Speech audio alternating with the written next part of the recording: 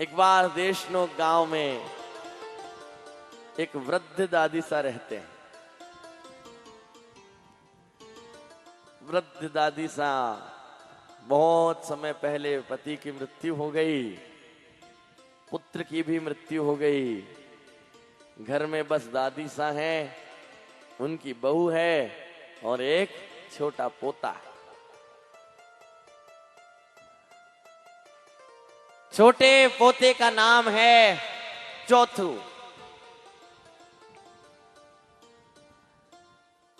घर में धन का अभाव है। नित्य मां के दर्शन करने वो बूढ़ी दादी जाती है और प्रार्थना करती है। करते करते स्थितियां और प्रतिकूल होने लगी और घर में अन्न धन का साधन भी नहीं रहा। चौथू तो अभी इतना छोटा है कि उसको ये भी नहीं पता कि गरीबी कहते किसको है। चौथू ने तो कह रहा क्यों है, क्या थारी दादी है जितनी जीवे जित्या उपवास करे, बिना आबाद ध्यान कोनी कि घर में खाने रोटी कोनी, दादी सा उपवास नहीं करे तो काई करे।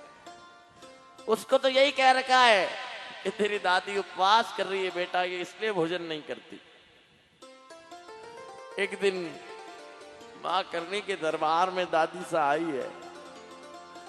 मां से कहने लगी, मां मैं तो फूटे कर्मों की हूं, लेकिन चौथू के लिए दाल रोटी का साधन तो कर मां। कितने बड़े बड़े नरेश हैं, और ये बात तब की है, अभी बस कुछ 100 साल पुरानी, 100-150 साल पुरानी, जब माँ का ये देशनोक धाम स्थापित हो गया था। माँ की ये मूर्ति जिसके आप और हम दर्शन करते हैं, माँ से प्रार्थना करने लगी, माता जी रे मूर्ति सामे जी के खंडेल है जी में आखा रहवे गेहूं रहवे, माने माथे माथे लगा के, हे अंधन देने वाली ईश्वरी, मैं कहीं सोनो चांदी मांगा आपको, दाल रोटी रो साधन तो करो मां।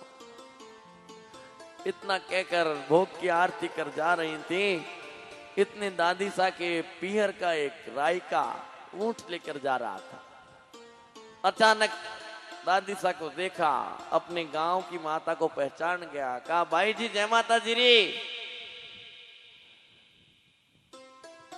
पीछे से आवाज आई, बूढ़ी दादी ने घूम कर देखा, गांव का राय का था। कहा जय माता जी री बीरा, कहीं हाल चाल है, क्या हो? अब अटे माता हम विराज रही, आवाज जाना कि चाहे कितने भी वृद्ध हो जाएं, कदे कोई पियर रो मिनक मिले तो यहाँ लागे जहाँ कोई घर्रो ही मिल गयो है। जब पूछा क्या हाल चाल है, क्या हाल है, कैसे हो, फपक पड़ी बूढ़ी दादी सा। अपने स्वाभिमान को धारण करने वाली, किसी और से कुछ नहीं कहती हैं, कभी किसी से नहीं कहा, पर कोई पियर रो मिल गयो, कहीं हाल है, केड़ी हालत है? कबीरा हालत तो बहुत बुरी है, घर में अंदन रो साधन कौन।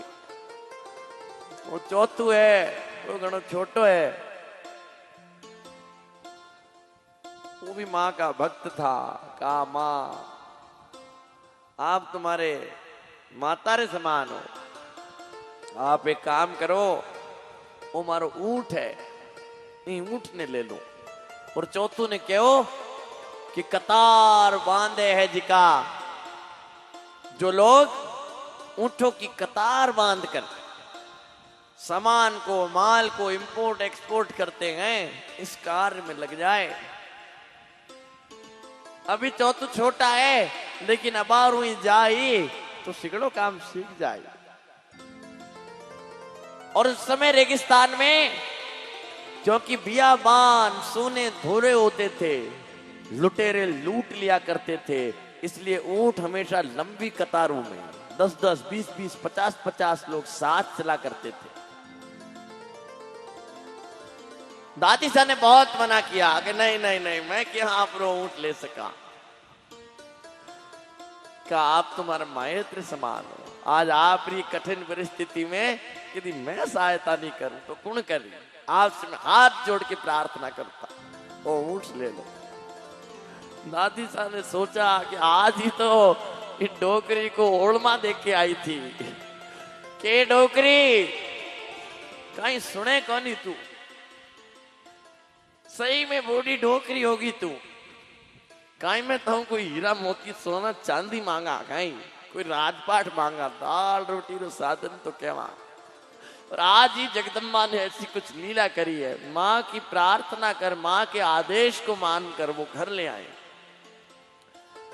चौथू से कहा बेटा हमारे घर की स्थिति ठीक नहीं है,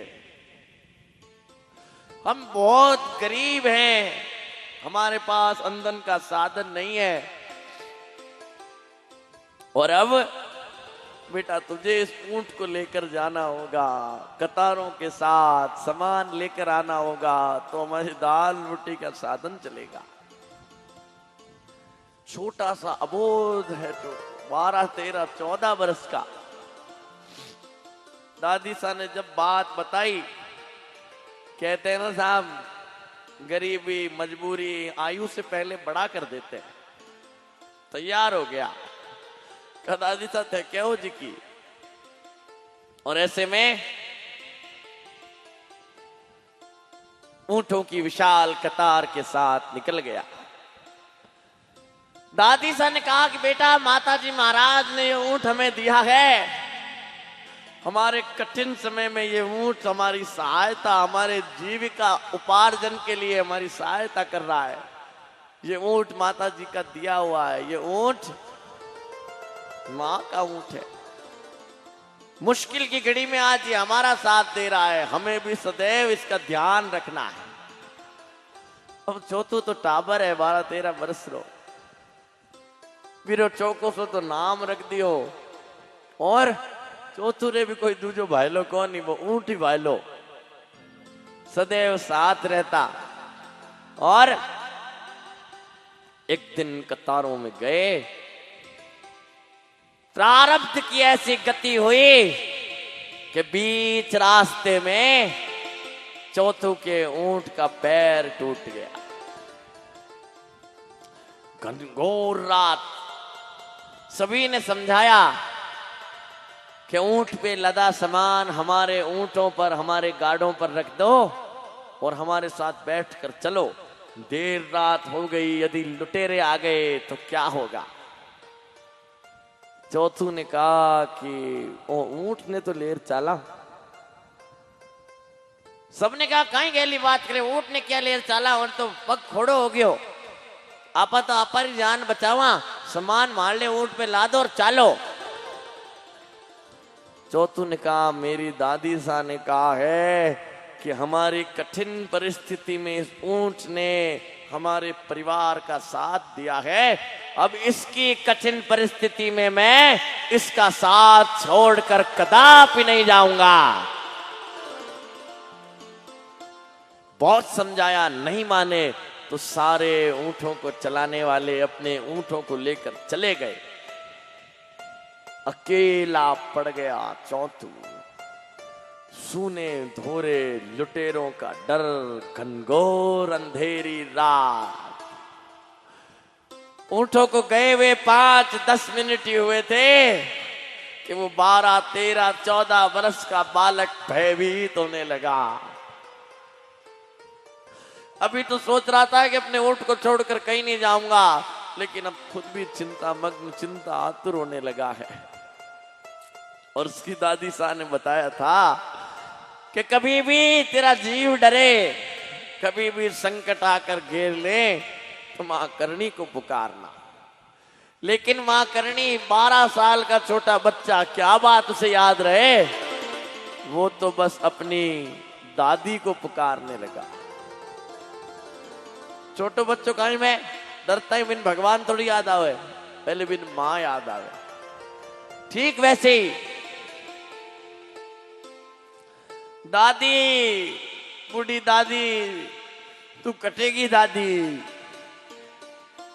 और फपक फपक के रोने लगा, घबराने लगा और उसके अंत से भगवती के प्रति प्रार्थना निकली, हे मां, मैं तेरा भोला टावर, मुझे आके बचा, ये दादी मुझे आकर बचा।